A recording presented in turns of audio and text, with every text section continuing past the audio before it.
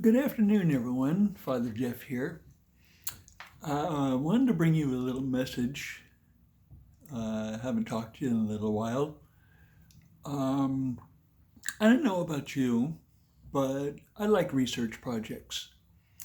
Something will pique my interest, and then I'll go on the internet or I'll go in books, and I'll research that until like my thirst for knowledge is taken care of, and then I'll move on to something else. So I was thinking the other day, a question came to mind. Um, should you pray for those that are unbelievers? And if you just go straight ahead and look in the Bible, there are several passages that can give you some direction. And some people, when they take and read the Bible, some of the passages that are in there, they kind of ask themselves, how does this relate to real life? And I will be doing that also. Okay? So, should you pray for those that are unbelievers?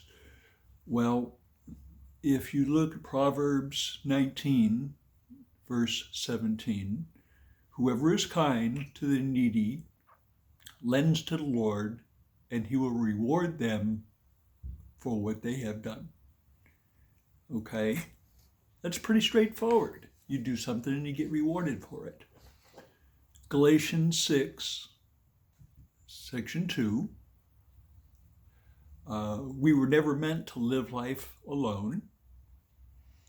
We need the love and caring of others as much as we are needed by others. Okay? It's basically humans are pack animals. We like being around. We're very social. Proverbs 3, verse 27. Do not withhold prayer from those who tend to need it. So they're telling you, if you find someone who needs help, go ahead and help them. Okay? Philippians 2, verses 3 and 4. Help others above yourself, not looking to your own interests, but the interest of others. Okay? In other words, give a brother a hand. Okay? James 2, verses 14 to 17. What is faith without deed? This is basically, the Bible is telling you, if you tell someone on the street that really needs help, well, I'm sure things will get better on, have a nice day. Basically, talk is cheap. And what kind of Christian are you if you see someone in need and you don't help them out? So that's basically what they're telling you. Luke 6, verses 27 and 28.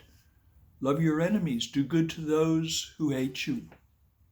Because the thing is, when you say to someone, I'll pray for you, some people get upset. Well, why don't you give me $20 or something? Says, I'll pray for you. And again, this comes back to word without deed. Okay? So, and I continue, bless those who curse you, pray for those who mistreat you.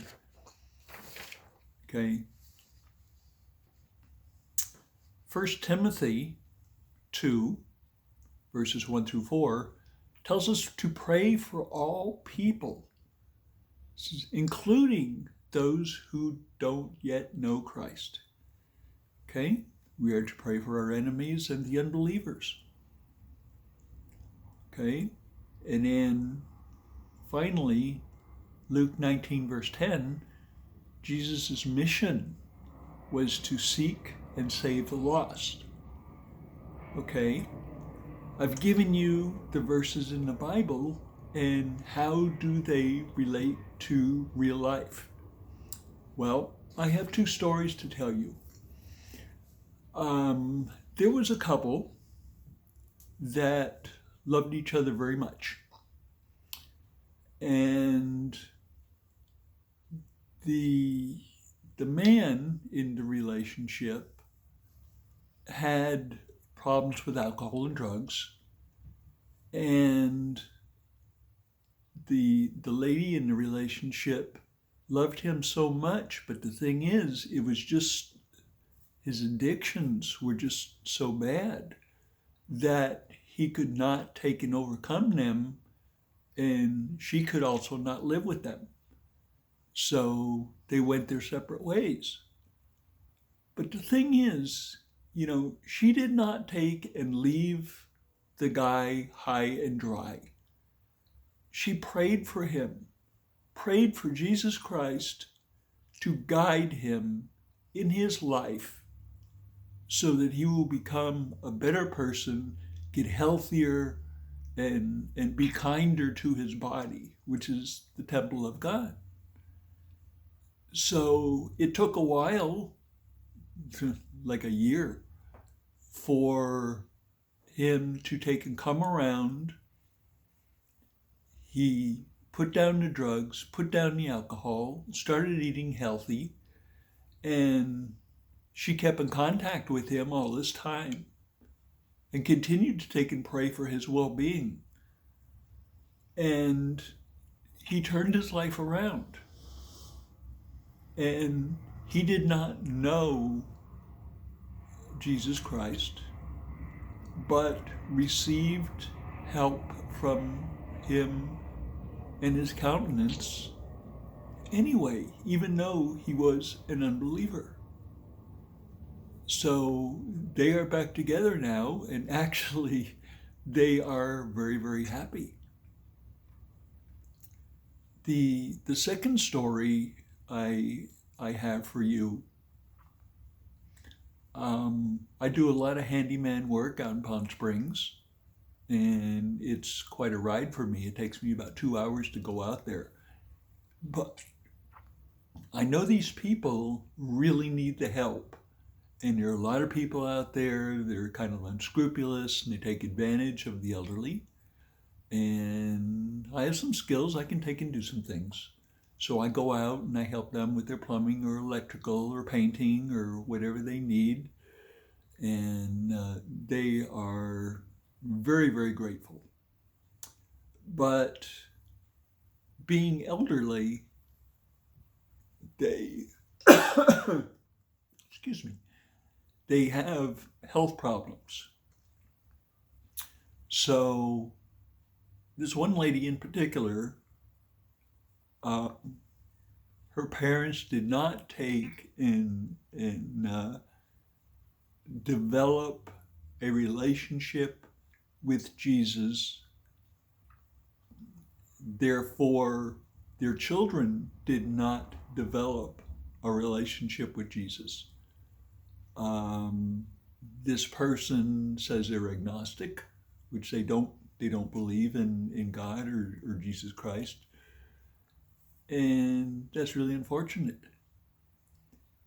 So lately, they have had very, very bad health problems. They're battling cancer. They had a problem with their heart, when they had to have a heart valve replaced. They have problems with the circulation in their legs, and they can't walk and get around the way you should be able to. So she was going to have an operation on one of her legs, and she's had it done several times before, and evidently the surgeon didn't do it correctly, so had to have it done again. So since her heart is acting up, she was very nervous about going, through another operation with her heart in the conditions it's in. She was very concerned that she would not come through the operation. So in talking to her, she asked me to pray for her.